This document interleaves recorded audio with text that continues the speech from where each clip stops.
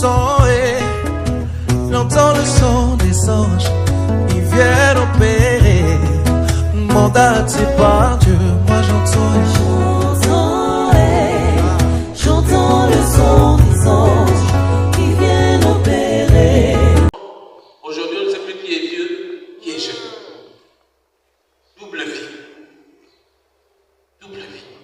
Mais la promesse du Saint-Esprit, c'est pour venir nous aider à être des nouvelles personnes. Tant que tu n'as pas intégré ça, frère et sœur, on n'achète pas Dieu. On n'achète pas Dieu. Tu peux donner ton terrain, tu peux donner tout ce que tu veux, tu peux donner ton argent, tout ce que tu veux, tu peux vider ton corps, venir donner à l'église. Ça ne change pas ton histoire.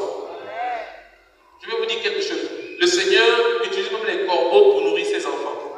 Ne fais attention de ne pas être à l'église comme un corbeau. Tu crois que tu es chrétien, que tu es béni, alors que je sais que tu es comme un corbeau. Tu es béni, cadeau. Tu fais un travail cadeau.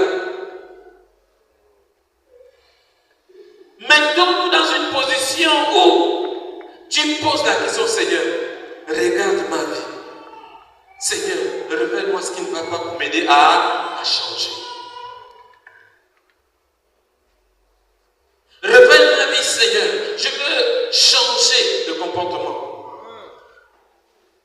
Mes frères et sœurs, l'église aujourd'hui, pour les hommes de Dieu, ce sont les diplômes. Je suis diplômé de telle université, je suis ça. Les diplômes déjà dépassent même les ministères que le Seigneur a donné. Il y a tellement de diplômes aujourd'hui. Mais les vies ne changent pas. Les chrétiens aiment les prédicateurs qui leur séduisent. Quand tu es béni, je vois la gloire de Dieu dans ta vie. Frère et sœur, je voudrais que chacun de nous entre souvent dans l'eau. Quand quelqu'un dit qu'il voit la gloire de Dieu dans ta vie, tu dois essayer d'entendre, tu dois dire, je mens, je vois quelle gloire. C'est là que tu peux discerner que ce pasteur-là, cet homme de Dieu était un menteur. Le Seigneur commence d'abord par changer ton histoire. N'accepte pas qu'on te séduise. Si tu mens encore, il faut aimer. C'est pour ça que je voudrais dire à quelqu'un, apprends à marcher avec les gens qui te disent la vérité. Apprends à marcher. Aime ces personnes-là.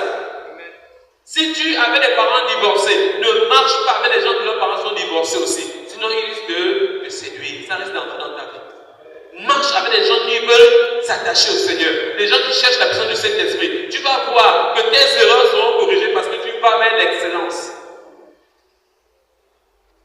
Mais si tu aimes la prédication, Jésus est vivant. Ça va aller. Jésus est merveilleux. Je vois la gloire dans ta vie. Mais quand tu vas dormir, tu te lèves, tu vois que ça ne marche pas. 1 an, 2 ans, 3 ans, 4 ans. Il faut que tu puisses un peu t'asseoir. Mais, Seigneur, qu'est-ce qui se passe dans ma vie? Le Seigneur te répond ce matin. J'ai promis quelque chose pour chacun de vous. Le Saint-Esprit. Mais c'est à chacun de vous de désirer le Saint-Esprit. C'est à chacun. Selon la mesure de ta foi. Selon le degré que tu t'attaches au Seigneur. Selon l'amour que tu éprouves pour ton Dieu.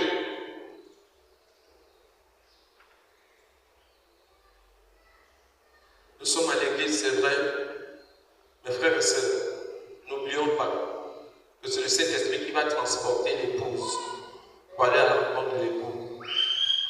Si ce n'est pas le Saint-Esprit dans ta vie qui te transportera, alors tu vas rester. Si Jésus revient aujourd'hui, si le Saint-Esprit ne te transporte pas, tu restes.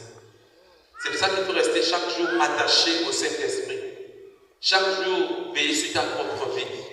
Seigneur, je me suis mal comporté hier. Pardonne-moi. Seigneur, donne-moi la force du changement. Seigneur, remplis-moi de toi. Tu ne veux plus être la même personne.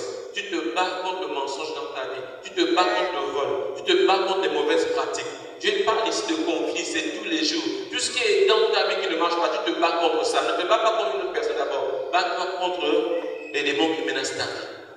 Quand tu as gagné ce combat-là, tu peux aider les autres. Mais regardez aujourd'hui l'église, nous voyons que les défauts sur les autres. C'est pour ça qu'on peut dire aujourd'hui l'église que Jésus est debout. Jésus est assis.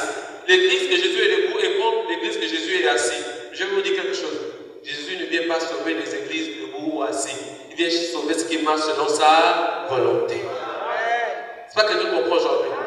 Aujourd'hui, faisons attention, nous sommes l'image de Christ dans nos foyers, dans nos maisons, dans nos familles. Nous devons faire attention dans notre manière d'agir, dans notre manière de faire. Jesus, might on me,